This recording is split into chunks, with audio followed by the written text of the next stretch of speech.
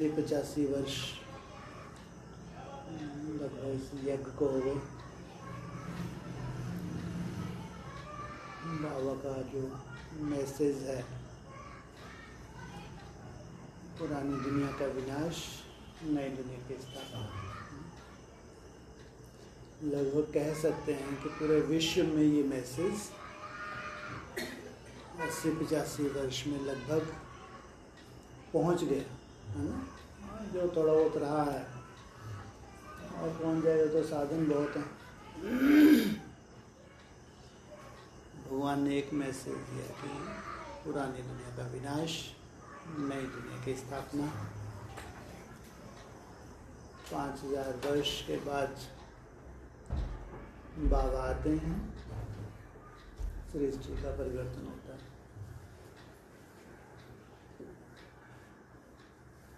तो ये मैसेज हमको भी मिला। उसके बाद एडवांस नॉलेज में और इसकी गहराई समझी कि जो दुनिया को हम बता रहे हैं, जो नई दुनिया आने वाली है, पुरानी दुनिया जाने वाली है, ये मैसेज दुनिया के लिए तो है ही, लेकिन ये बहुत सूक्ष्म रूप में अगर पुरानी दुनिया जा रही है, नई दुनिया आ रही है, तो हमको क्या करना है। दुनिया को तो मैसेज दिया ही, तो हमारे लिए तो बहुत बड़ा चैलेंज हो गया, क्योंकि हमको लक्ष्य दिया है, दुनिया को लक्ष्य नहीं दिया है कि ये अगर पुरानी दुनिया जानी है, नई दुनिया आनी है, तो तुमको नर से नारायण, नारी से लक्ष्मी बनना है। दुनिया के लिए तो नहीं। दुनिया को तो मैसेज दिया, वो तो मानते भी नहीं है कि ऐसा हो ही नहीं सकता। ये लक्ष्मी नारायण तो भगवान हैं, ये भगवान भगवती बनने जा रहे हैं, तो वो तो हमारी बातों को मानते ही नहीं, लेकिन तो भी हम मैसेज तो देते हैं।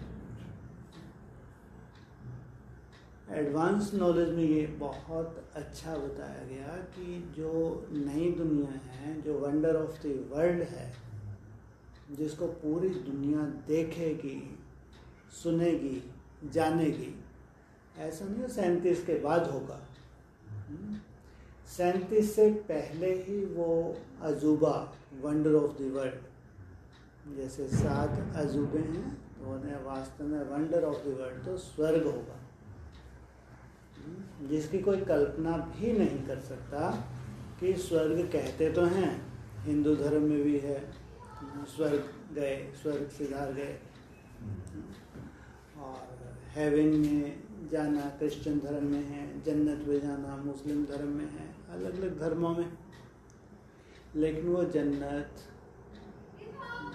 हेवन, पैराडाइज, जो भी तो हो, क्या है, वो कैसा है, हर एक ने अपने शब्दों में सुंदर से सुंदर उसको वर्णन करने की कोशिश की, क्योंकि उनके हिसाब से वैसा दूसरा संसार में कुछ नहीं है।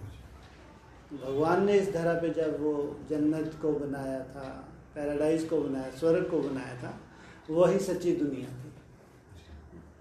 उसका ये दुनिया का पतन हो गया, और फिर से भगवान उसी स्वर्ग की स्थापना करने आए हैं। एडवांस नॉलेज है कि वो हेवन, वो स्वर्ग, पैराडाइज यहाँ पे होगा और दुनिया देखेगी। एडवांस नॉलेज बहुत गहरी है, लेकिन उसमें सार रूप में बताया कि प्रैक्टिकल पार्टी, प्रैक्टिकल माना जो हम दुनिया को बोल रहे हैं उसको जीवन में धारण किए हुए, वही आगे चल के एक मैसेज देंगे पूरे वर्ल्ड को कि वो हेवन कैसा था, स्वर्ग कैसा था, वो सतयुग कैसा था, जिसकी स्थापना भगवान ने की। तो ये बहुत बड़ा मैसेज 37 से लेके आज 85 ईयर, 80-85 साल हो गए। जिन्होंने वो मैसेज दिया उनके लिए भी कल्पना है, ठीक है। उसका गहरी नॉलेज, एडवांस नॉलेज मिली 18 तक आते आते, उनके लिए भी कल्पना मात्र ही रह गया, प्रैक्टिकल रूप धारण नहीं हो पाए। क्यों? जो एक सैंपल था प्रैक्टिकल रूप धारण करने वाला, वो स्वयं ही अपने को गुप्त कर लिया बाबा ने। तो जो दिख रहा था वो भी गुप्त हो गया। जो उसने भविष्यवाणी की थी ब्रह्मा कुमारी को 76 में बहुत बड़ा झटका लगा जब वो सब भविष्यवाणी झूठी हो गई जो ब्रह्मा बाबा के द्वारा शिव बाप ने की थी। बिल्कुल वैसा ही हूबहू झटका अभी फिर मिला एडवांस पार्टी के द्वारा। जो भविष्यवाणी की थी साकार बाप के द्वारा वैसा कुछ भी प्रैक्टिकल में देखने को 17-18 तक आते आते नहीं मिला। मिला तो क्या मिला? ब्रह्मा बाबा ने टाटा कर दिया। 31 दिसंबर 2017।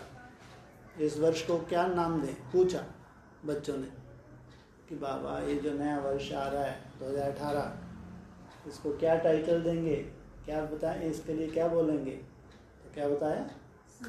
समाप्ति वर्ष। ना तुम्हारी पढ़ाई समाप्त हुई। इसका मतलब तो ये निकलता है कि ब्रह्मा बाबा ने जो अव्यक्त वाणी चलाई 69 से लेके लगभग 50 वर्ष ही मान लो, है ना, उसका सार कहीं ना कहीं निकला है। दूसरी तरफ साकार बाप वो भी अंडरग्राउंड हो गए। वहाँ अव्यक्त पढ़ाई और यहाँ साकार बाप के द्वारा जो पालना मिल रही थी वो भी अंडरग्राउंड हो गए, क्योंकि उन्होंने भविष्यवाणी की हुई थी 10-15 साल पहले से कि 2018 मना 111 2018 आएगा तो नई सृष्टि की शुरुआत 2018 से होगी, जिसको कहेंगे 111। गुप्त हो गए, 111 हवा में उड़ गया। लेकिन ना तो जो ब्रह्मा बाबा ने 76 के लिए बोला था ना वो झूठ था, ना ये बाप ने जो कुछ बोला ना वो झूठ। हाँ, ये बात अलग, हमको सामने कुछ नहीं दिख रहा प्रैक्टिकल में, इसलिए हमारे लिए तो झूठ। लेकिन अगर भगवान ने भविष्यवाणी की है चाहे ब्रह्मा तन से चाहे साकार बाप के तन से, वो झूठ हो नहीं सकती। कि अंडरग्राउंड कैसे कार्य चल रहा है ऐसे कोई भी नहीं जानता। इंतजार सबको है। ब्रह्मा कुमारी को भी एडवांस नॉलेज आज तो पूरा इधर बाबा की कैसे आते हो उधर नेट पे डाल देते हैं, वो भी सुनती हैं। उनको अच्छे से मालूम है कि ये लोग भी बोलते थे कोई अष्ट देव हैं जो 18 में प्रत्यक्ष होने वाले हैं, कृष्ण का जन्म होने वाला है, ये होने वाला है, वो होने वाला है। हाँ, और इनका बाबा भी भग गए, 18 में कुछ नहीं हुआ। लेकिन अगर कोई अष्ट देव हैं एडवांस में तो ज़रूर प्रत्यक्ष होने चाहिए। एडवांस पार्टी के लिए बहुत बड़ा चैलेंज। आप गुप्त हो गए भले, लेकिन तो भी जो भविष्यवाणी की हैं बड़ी तो बड़ी भविष्यवाणी, त्रिमूर्ति शिव जयंती, वो कब होगी, कैसे होगी, होगी या नहीं होगी, क्योंकि जीवित तो है वो त्रिमूर्ति, चाहे वो ब्रह्मा माना बड़ी माँ हो, वैष्णवी हो या साकार बाप हो। इनको एक स्टेज पर एडवांस पार्टी देखना चाहती है। अगर अष्टदेव अभी गुप्त हैं, कम से कम ये 3 मूर्तियां तो वर्तमान समय हैं, मिली हुई नहीं हैं, लेकिन हैं तो क्या ऐसा जादू होने वाला है, होगा नहीं होगा, ये सब झूठा हो जाएगा और नया क्या होगा, सबको इंतजार है। कुछ तो बचा, कितना है वही 14 वर्ष 14-15 वर्ष, कुछ तो होगा। क्या होगा ये किसी को नहीं मालूम। होगा नहीं होगा, कुछ होगा। क्या होगा? आप 4-6 बैठे हैं, आप बोल रहे हैं होगा। तो क्या होगा? 3 मूर्तियां एक स्टेज पे हैं। पक्का? और अष्टरत्न में से कोई एक रत्न बस, मतलब 7-8 साल तक कम से कम आज हम ये कह सकते हैं, ज़्यादा नहीं तो इतना तो कह ही सकते हैं कि जो त्रिमूर्ति है माना मरी नहीं है। ब्रह्मा माना बड़ी माँ हो, ठीक है, बाप हो या फिर वैष्णवी हो, ये वर्तमान समय मौजूद हैं। हम लोग छाती ठोक के बोल सकते हैं, हम साक्षात्कार की बात नहीं कि मैं योग में बैठा था, मैंने देख लिया ऐसे आने वाली है, वो आ जाएंगी, वो मम्मी आ जाएंगी, तीनों इकट्ठे हो जाएंगे, ये फालतू बातें। साक्षात्कार होते हैं भक्तों को, भक्ति मार्ग मोटा मार्ग, हमको साक्षात्कार नहीं चाहिए। हमारे यहाँ जो कुछ भी वो विधाता कर रहा है, साकार हो या वो निराकार हो, जो कुछ भी हम देख रहे हैं प्रैक्टिकल में, जो अभी तक हमको प्रूफ मिल चुके हैं या 1-2 साल में और जो हमको मिलने वाला है, तो हम छाती ठोक के बोल सकते हैं बाप ने जो कुछ भी बोला था वो पत्थर की लकीर। कहते हैं टाइम क्यों सेट नहीं है ये, तो उन्होंने जो टाइम सेट किया था वही तभी बम फूटना चाहिए था, या 10 साल बाद बम फूटे चले? बम तभी फूटना चाहिए जब आपने अनाउंस किया, या 10 साल बाद फूटे तो चलेगा?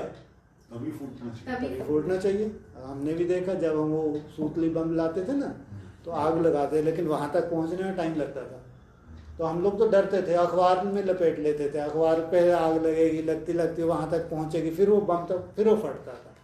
हाँ, ऐसे ये गर्भ काल होता है, चाहे वो त्रिमूर्ति का हो, प्रत्यक्षता हो, 3 मूर्ति विश्व में भगवान की प्रत्यक्षता हो, बहुत अंडरग्राउंड। शुरुआत वहीं से होती है, ध्यान रखना।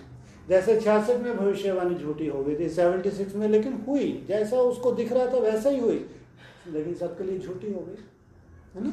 बाप ने 18 के लिए बोला तो हुआ, माना इनको ही बोला कि नंबरवार आना है, एक साथ नहीं कूद पड़ेंगी तीनों मूर्तियां नंबरवार, तो जरूर कुछ ऐसा प्रोसेस अंडरग्राउंड चल रहा था जो बाप देख रहा था। कैसे, जो कहते हैं बड़ी मम्मी जगदम्बा, वो कैसे धीरे धीरे स्लोली उस स्टेज तरफ जा रही है जिस स्टेज पे उसको जाके बैठना है।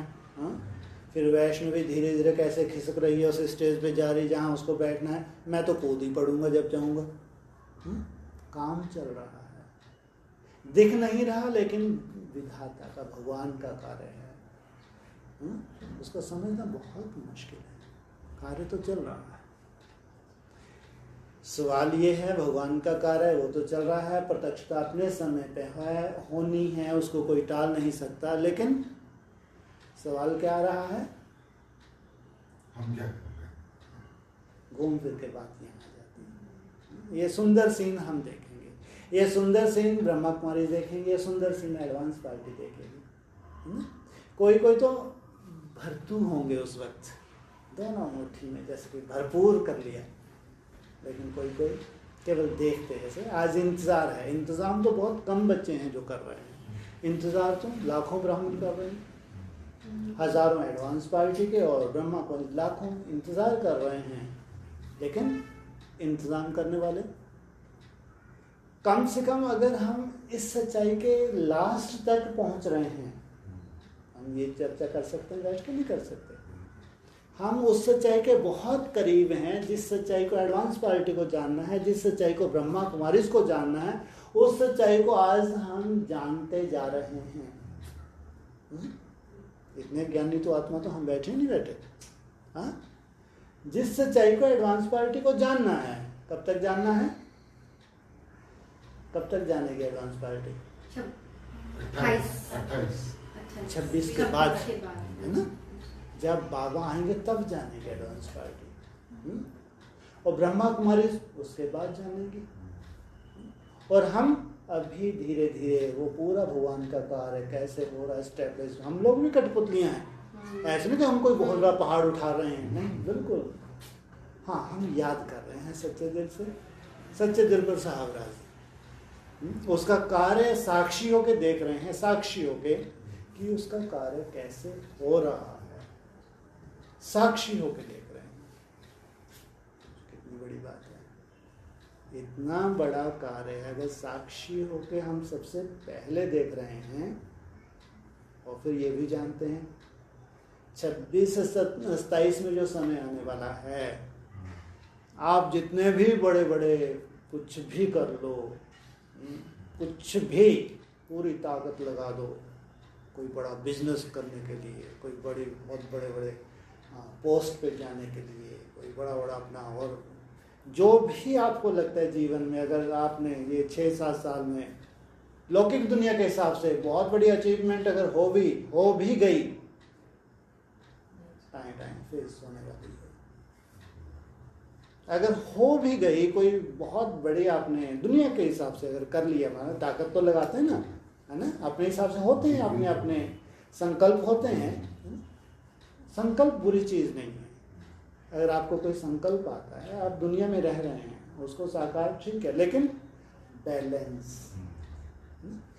बाबा भी कहता है वो जो तुम्हारा टारगेट लौकिक दुनिया के हिसाब से वो थोड़ा सा कम भी हो जाए तो चिंता नहीं, इधर बाबा के इधर बैलेंस कम से कम, और इधर का पलड़ा भारी है तो बहुत भाग्यशाली है। यहाँ तुम्हारा पलड़ा भारी हो गया तो समझो तुमने तो सब कुछ पा लिया, सब कुछ पा लिया। सबसे बड़ा बिजनेस है, कभी घाटे में नहीं जाता। भगवान के लिए किया गया, बाबा बोलते हैं, ये भी एक बिजनेस है। सब बिजनेस ठंडे पड़ जाएंगे, सब बिजनेस।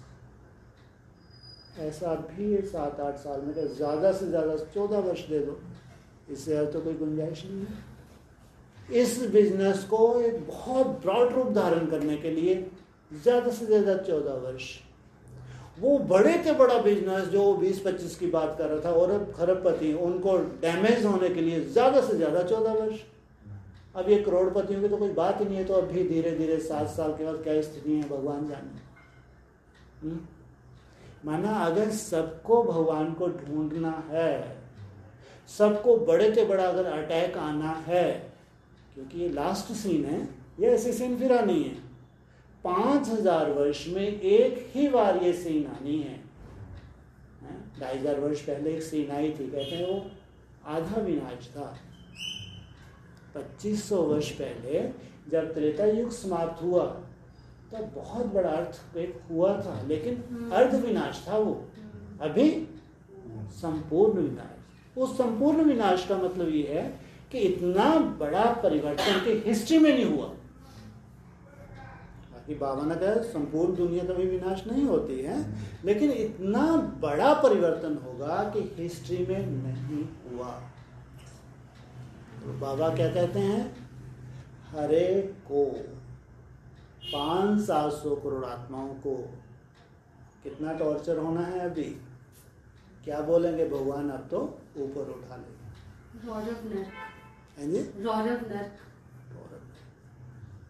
ये निकलना है कि भगवान ऊपर उठा ले। क्या ऐसे कारण बनने वाले हैं। प्राकृतिक प्रकोप अलग है, वो तो अपना रोल प्रकृति का जो होगा सो होगा, वो अभी हो रहा है और बढ़ता जाएगा, है ना। लेकिन व्यक्तिगत भी हमारे 63 जन्मों के हिसाब किताब भी हैं, अनेक जन्मों के, पूरे विश्व की बात कर रहा हूँ, केवल अपनी नहीं है, सबके। क्योंकि पिछले अनेक जन्मों के हिसाब किताब है, वो भी इस 14 वर्ष में खल्लास होने हैं। या तो आपका इतना ज़बरदस्त तपस्या हो कि योग बल के द्वारा खल्लास कर लो, है ना। अगर वैसी तपस्या नहीं है कि 14 साल में संपूर्ण स्वर्ग आना है, और तुम्हारी चिंदी सी भी अगर बची हुई है, वो चिंदी रूप में थोड़ा बहुत तो टॉर्चर होना पड़ेगा ना, है ना। नहीं, क्योंकि तुम्हारा योग बल भी है, तुम्हारा योग बल भी है, लेकिन जितना रह गया वो भगवान भी जानता है। इसके बाद तो खुशी खुशी है? इसके बाद तो दुख है ही नहीं।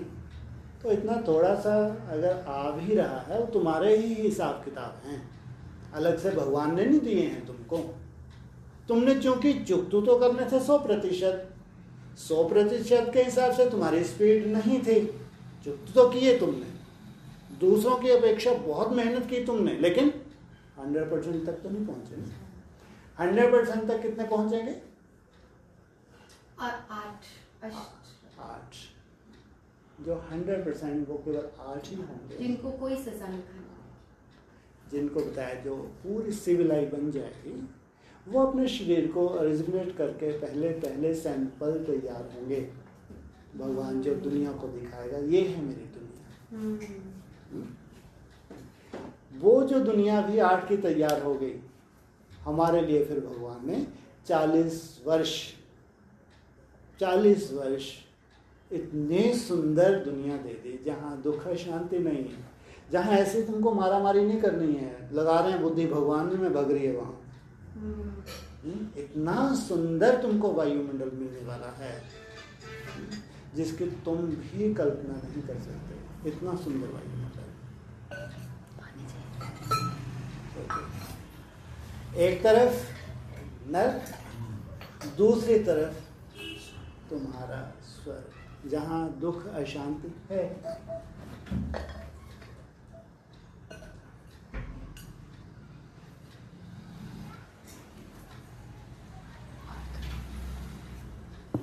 अब तुम कह सकते हो, अब प्रैक्टिकल बात है ये, है ना, रौरव नर्क ज्यादा से ज्यादा कितनी दूर है, और चुटकी बजाते से नहीं बन जाना है, ध्यान रखना। रौरव नर्क चुटकी बजाते से नहीं बनना है। कितनी दूर है? 14। फिर तुमने चुटकी बजाते से हो गया ना, 37 आया, रौरव नरक बना और खत्म, ओके, ऐसा थोड़ी हो गया ना। 40 रौरव नरक बनने के लिए रौरव नरक मना इतना भयंकर नरक ये दुनिया बन जाए, और ये 500-700 करोड़ आत्मा को बहुत भोगना है भाई, क्योंकि इसके बाद तो मुक्ति हो जानी है इनकी।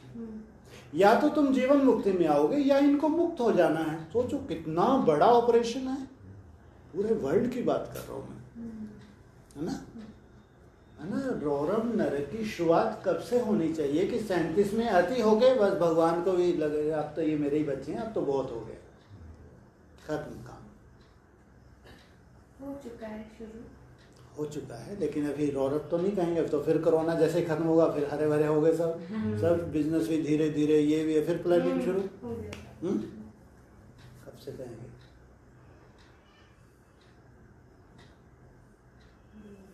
जी 2030 थोड़ा सा तो जीने दो बेचारों को। हाँ, जो बाबा ने बताया ना, तुम बच्चों को तमो प्रधान से सतो प्रधान बनने के लिए 40 से 50 वर्ष, वो तुम बच्चे जो हैं उनमें अपने बच्चों को देख रहा है।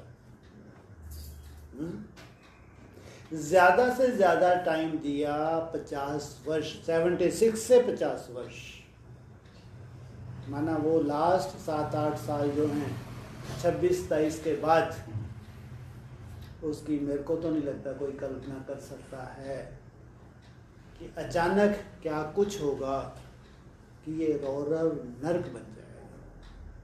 वो 7-8 साल में सबको ये बोलना है कि भगवान अब तो ऊपर उठा ले, कैसी परिस्थिति होगी 26 के बाद से। बिल्कुल, ये 26-23 तक का तो समय हमको मिला हुआ है, हमारे पेपर होने वाले हैं। ये 26-23 तक हम लोगों के लिए हमारे पेपर।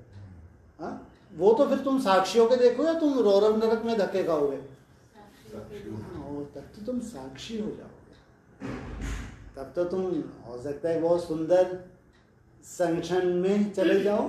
हाँ, हिसाब का अपने मनसा के, ये बात अलग है, थोड़े बहुत कर्म भोग बात अलग है, लेकिन वो जो परिस्थितियाँ 700 करोड़ आत्माओं के लिए बन रही हैं, कम से कम तुमको तो बाबा को उस वक्त डिटैच करना चाहिए, उनमें डाल देना चाहिए। हाँ? ये तुम्हारी पर्सनल बात है, तुम सोचो मेरा पूरा कुटुंब परिवार ही डिटैच हो जाए, ऐसा नहीं। जो हमारा कुटुंब परिवार है वो 700 करोड़ में आता है। हाँ, उनमें 20 डला हुआ है, तो थोड़ा समय उनको भी ऊपर नीचे हो गए, टॉर्चर हो गए, धीरे धीरे ट्रांसफर हो गए तुम्हारे पीछे पीछे। ये है सबसे ज़्यादा वैल्यूएबल टाइम, ये 5-7 वर्ष जो हैं ये हमारे लिए मोस्ट वैल्यूएबल टाइम। यही है त्रिमूर्ति शिव जयंती का टाइम। चाहे बड़ी माँ ब्रह्मा हो, चाहे वैष्णवी हो या साकार बाप हो, उनको एक स्टेज पे आना, ये है त्रिमूर्ति शिव जयंती। और ये गोल्डन समय कहेंगे हम हमारे लिए। इसमें हम अंदर हमारे क्या है, हिसाब किताब है मनसा की, उसकी चिंता नहीं। लेकिन मैं मेहनत मैंने कितनी की, मेहनत भी एक ही बताता है बाबा। कौन सी मेहनत है? सिर्फ याद।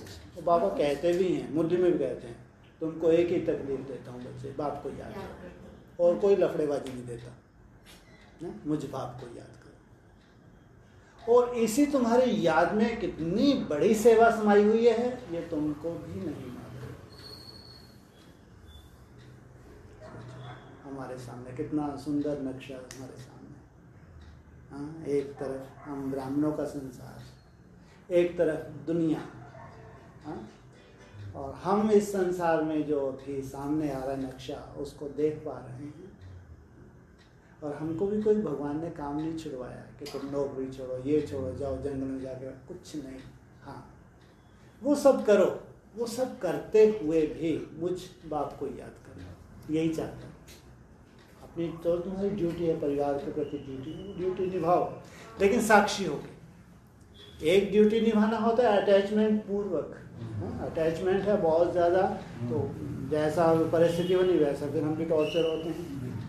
लेकिन आपका जो फ़र्ज़ है अपने शरीर के प्रति फ़र्ज़ निभाओ, परिवार के प्रति फ़र्ज़ है, फ़र्ज़ निभाओ, लेकिन मन बुद्धि से तुम इससे डिटैच रहो।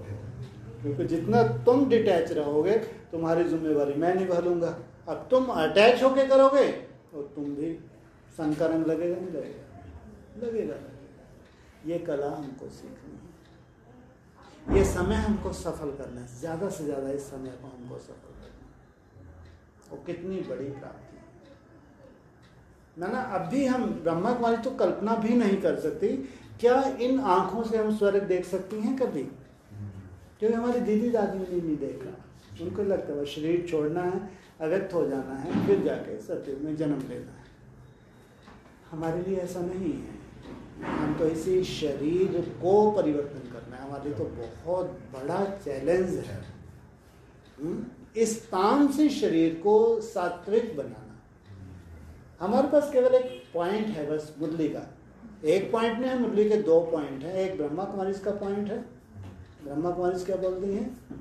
ये तामसी दुनिया में तुम्हारा शरीर सतो प्रधान बन जाए, हो नहीं सकता। शरीर छोड़कर तुमको सतयुग में आना है। मुरली का पॉइंट है ये, वो सॉलिड पॉइंट है। वो यही तो बोलती हैं। बाबा ने तो मुरली में बोला है तामसी दुनिया में कोई सतो प्रधान हो नहीं सकता।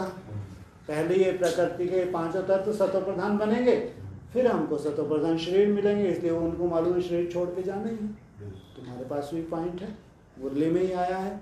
जब तुम्हारी आत्मा सतो प्रधान बन जाएगी, तुम्हारे शरीर के 5 तत्व भी परिवर्तन होंगे, सतो प्रधान बनेंगे। 2 पॉइंट है, मुरली में ही है।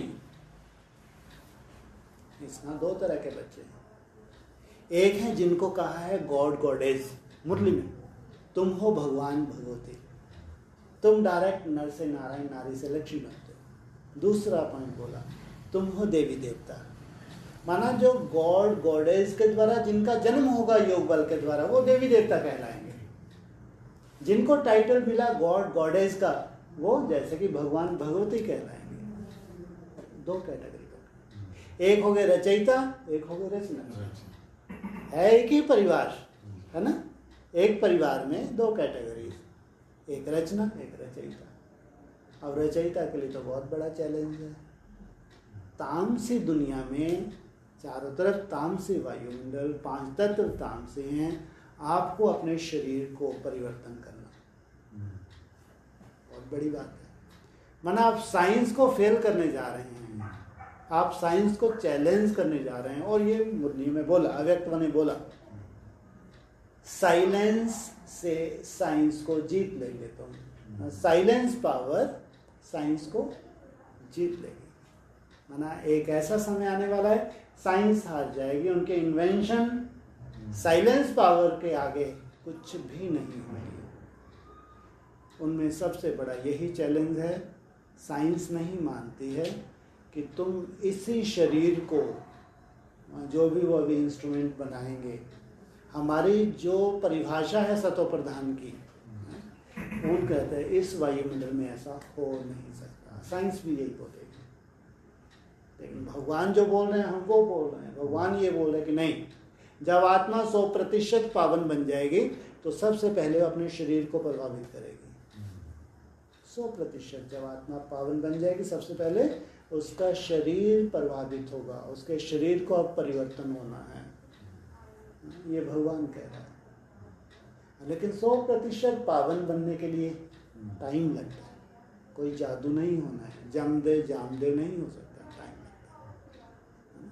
हम उसी में लगे हुए हैं, हम लोग लगे हुए हैं। अभी वायुमंडल शुद्ध नहीं है, अशुद्ध है और अशुद्ध होता जाएगा। इसमें तुम जितनी भी मेहनत कर रहे हो वो भगवान देख रहा है। आगे चल के जो तुम्हारी स्टेजेस हैं उसमें बाबा का बहुत बड़ा, भगवान का तो बैकबोन है ना, उसका बहुत बड़ा इंटरफेयर है। वो तो कहते ही है मैं आया ही तुमको पतित से पावन बनाने के लिए आया ही हूँ। अगर तुम खुद ही योग बल से बन सकते हो तो मेरे को आने की क्या जरूरत है। अगर हमको लगता है कि हमारा ही योग बल इतना हो जाएगा, हम कर लेंगे, तो उसकी आने की जरूरत थी नहीं। इसका मतलब तुम्हारी जो ईमानदारी है, तुम्हारी जो मेहनत है, वो देख रहा है। कब उसको किस रूप से तुमको सहयोग मिलना है वो तो बंधा हुआ है, वो सहयोग करेगा। इसलिए तुम्हारे लिए कुछ भी असंभव नहीं है। हाँ, ये छोटा सा सैंपल जैसे मेरे को लगता है बाबा ने ये प्रयोग किया, मेरे को लगता है मैं भाग्यशाली हूँ। ये इंस्ट्रूमेंट है, इस इंस्ट्रूमेंट को बाबा ने अभी ऑपरेट करके छोटा सा प्रयोग किया है ना, कि मैं जैसा हूँ वैसी मेरी रचना को बनना है। तो ये छोटा सा प्रयोग था। इसमें पहले से ये बुद्धि में थोड़ा सा था कि जब फास्टिंग के द्वारा असाध्य रोगों का इलाज हो रहा है, जो इन्वेंशन साइंटिस्ट लोग कर रहे हैं, तो ज़रूर उसके पैरेलल भगवान के यहाँ भी तो कार्य चल रहा होगा, है ना। ऐसे उनको प्रेरणा हो रही है, ऐसे ज़रूर भगवान के यहाँ भी हो रहा होगा। तो हमको नहीं मालूम था कि हम लोग वही कर रहे हैं सालों से, मन मना बाबा को याद, वही हमारे पास आता है, थोड़ा बहुत व्यर्थ आता है, उसको भगाते हैं, फिर लगे रहते हैं, वही आप सब कर रहे हैं। लेकिन ये थोड़ी मालूम अंदर से हम कितना पक गए, कितने कच्चे हैं, ये नहीं मालूम हमको। तो उसको शायद उसने दिखाना था कि तुमको भले ही लगता है कि अभी कच्चापन है, लेकिन दुनिया के हिसाब से तुम बहुत पके हुए हो।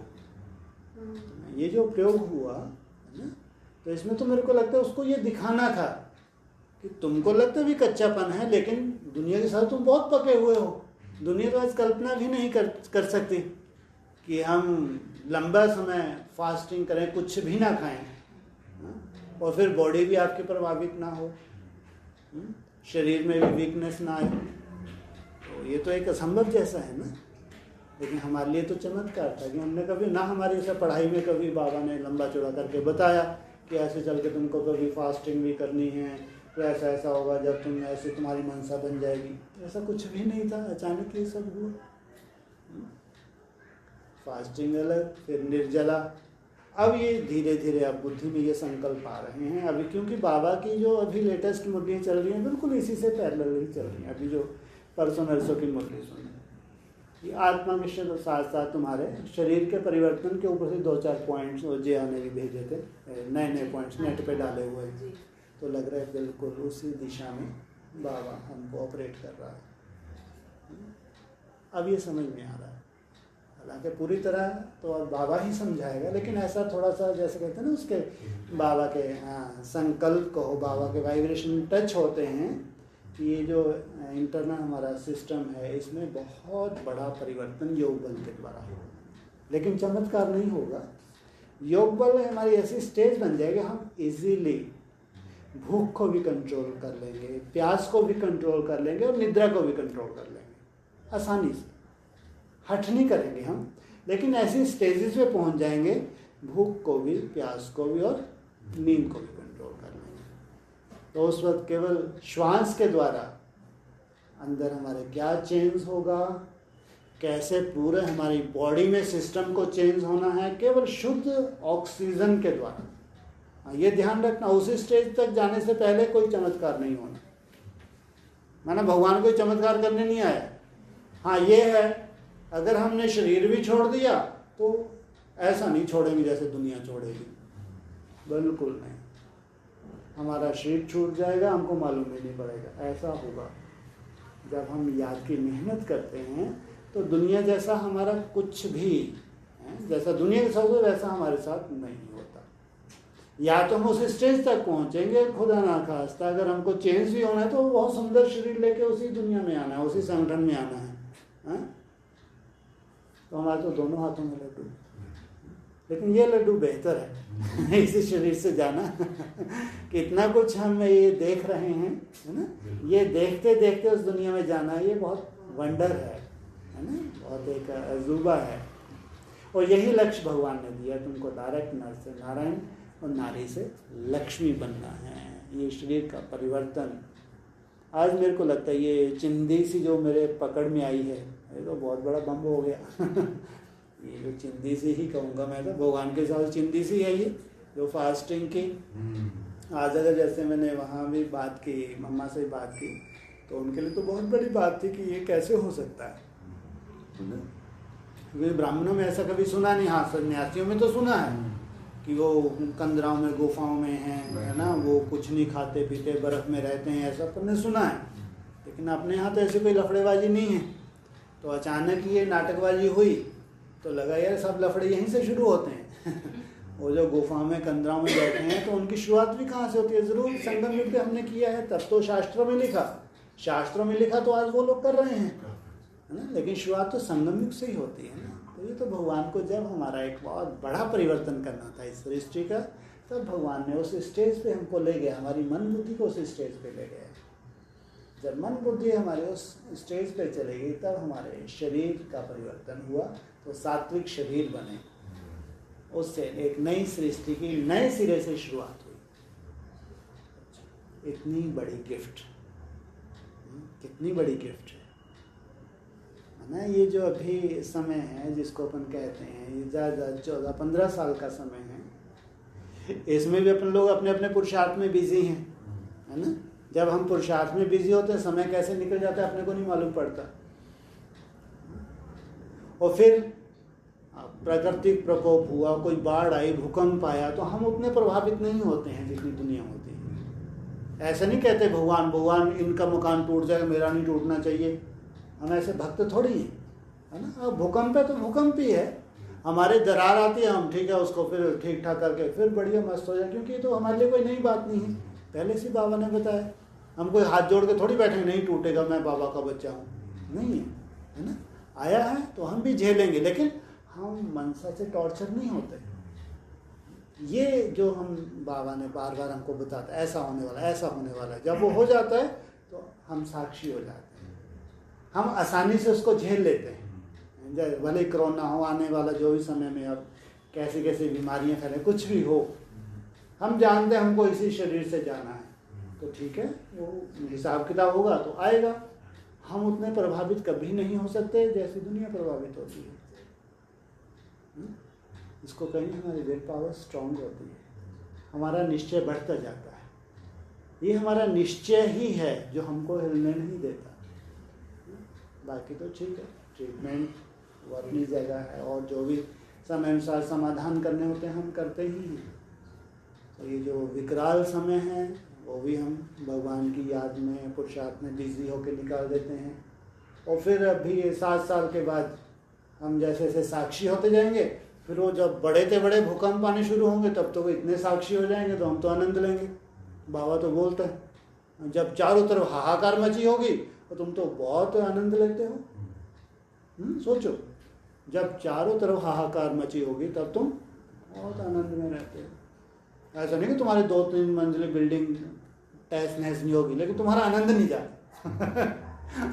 हाँ, तुम कोई चमत्कार नहीं मांगते उससे, लेकिन तुम्हारा आनंद नहीं जाता। और यही तो भगवान से चाहिए, और क्या चाहिए। इसलिए हम चमत्कार नहीं चाहते हैं। चमत्कार माना भक्ति मार्ग, वो हमको नहीं चाहिए। हम तो तुम्हारे बच्चे हैं, हमको तो बाप समान बनना। इसलिए ये जो मेरी भक्ति थी उसमें तो यही मैसेज हमको मिलता है, इस समय को ज़्यादा से ज़्यादा सफल करना है ना। आप लोगों को भी सेंटर पे अपनी फिक्स करना है, जैसा भी हो। अमृत वेला भी कम से कम 5 दिन, है ना, 1-2 दिन तबीयत ऊपर नीचे होती है, कभी अपन थक भी जाते हैं, कोई चिंता नहीं, कम से कम 5 दिन। हाँ, आज की डेट में 2 बजे से नहीं हो रहा, बिल्कुल चिंता नहीं होगी, आज नहीं तो कल हो जाएगा इजीली। 3 बजे से तो करना है हमको। उसके लिए हमको टाइम से सोने की सबसे पहले पुरुषार्थ करना है कि हमको जल्दी सोना है। अगर कोई लफड़ेबाजी नहीं है आपके पास, जल्दी सोना, फिर जल्दी उठना। मुख्य ये है, नाम ही है अमृत वेला, अमर समान बनने की वेला, अमर भव का वरदान लेने की वेला। सेकंड, जैसे मैं फास्टिंग की बात भी दिन में भी हमारी बात हुई थी, थोड़ा सा ये चेंज ले आओ, थोड़ा सा ये जो आप ज़्यादा मान लो तला फला खाते हैं, मसाले वगैरह खाते हैं, वीक में 1 दिन खाओ, चिंता नहीं, खूब ब्रह्मा भोजन बनाओ, खाओ, ज़्यादा फलों का फल खाओ, जूस पियो, सब्जी ज़्यादा खाओ, अन्न कम खाओ, सलाद खाओ। ये आपको बहुत मदद करने वाला है। अभी जैसे कोरोना के बाप आने वाले हैं आगे चल के, इंटरनल पावर इतनी बढ़ा लो कि सहजता से आप फेस करो, दवाइयाँ खा के नहीं, ऐसा मतलब ये अभी से हमको वो दुनिया में जाने की तैयारी अभी से करनी है। कोई जादू नहीं होना है कि 37 हो गया चलो भगवान उतर आए, चलो अपन सब के सब चलो ताड़ी बजाते जल्दी चले गए, तो जादू नहीं होना है। अगर आपको बहुत इजीली जाना है कि ये देह भी हमारे पे ऐसा कारण ना बने कि ऐसा दिक्कतें आ रही हैं, ऐसा ना हो, इसलिए अभी से ध्यान देना है। ये सोचो कि अभी से क्या कौन सा पुरुषार्थ करना है, कहाँ का पुरुषार्थ करना है। जैसे मनसा का तुम पुरुषार्थ कर रहे नई दुनिया में जाने का, ऐसे फिजिकल अपनी फिटनेस का भी ध्यान दो। इसलिए खान पान में चेंज लाओ। तुम लोगों के लिए कोई बंधन नहीं है ना, तो बच्चा भी है उसके लिए भी। बार बार मैं तो हम लोग वहाँ भी कह रहा हूँ, दोपहर कोई चर्चा करता था, हम तो इसको इस रूप से लें जैसे फल फ्रूट ये हमारे लिए एक दवाई का काम करें। हमको हमारे शरीर को बहुत सुंदर बनाना है। ये शरीर ही तो है जो हमको इतनी यात्रा कराने वाला है। अगर शरीर में कोई व्याधि है तो हम कहाँ हम सफल कर पाते हैं। आप दवाई खा रहे हैं, कोई और दिक्कत है, भगवान को याद भी करना चाह रहे हैं, कर पाते हैं नहीं। सबसे पहले ये साधन चाहिए। जितना सुंदर फिट आपका ये साधन हो, उतनी सुंदर आपकी तपस्या होगी। इसमें कुछ खिटपिट है तो उतनी सुंदर मेहनत तो आप करेंगे, ये बात अलग है, लेकिन उतनी सुंदर पुरुषार्थ नहीं हो पाएगा। इसलिए अभी से ये टारगेट लें कि अब हमको ऐसा निर्विकारी अगर आत्मा को बनना है, अगर मन बुद्धि को सतो प्रधान बनना है, और शरीर का भी अभी से हमको साथ साथ अटेंशन देना है, बहुत सुंदर चेंज करना है, ताकि हंसते हंसते अभी से उस आए रहे ना, नेक्स्ट ईयर क्या आ जाएगा अपना 22 आ जाएगा ना। हाँ, तो जो 14 साल बचेंगे, ये 14 साल ही मेरे को लगता है जो अष्टदेव हैं इनको रिजुविनेट होने के लिए, ऐसा नहीं कि चुटकी से हो जाएगा, इनके शरीर को सतो प्रधान बनने के लिए कम से कम 14 साल तो चाहिए। क्योंकि 5000 वर्ष में ही तो इनका शरीर बिगड़ा है। पहले सतो प्रधान था, फिर सतो सामान्य, फिर रजो तमो, तो आत्मा जैसे से गिरी तो शरीर में भी तो पहले ही बीमारी कहाँ थी। हाँ, 1000 वर्ष पहले, 2000 वर्ष पहले, 100 वर्ष पहले, अभी 50 वर्ष 25 साल में कितना चेंज हुआ है। तो मैं कह रहा हूँ ना, बार बार एक प्रोसेस है। भगवान को चमत्कार नहीं दिखाना है, यही चमत्कार है कि हमको समझ मिल गई। सबसे बड़ा भगवान का चमत्कार हमारे लिए ये है कि हमको ये समझ मिल गई, और हमारे बड़े से बड़े परिवार या दुनिया के पास ये समझ नहीं है, तो हमको भी समझदारी से ही काम लेना है। इसलिए शरीर भी चाहिए और फिट शरीर चाहिए। जितना फिट आपका शरीर होगा, आत्मा आपकी उतनी सुंदर फिट होगी।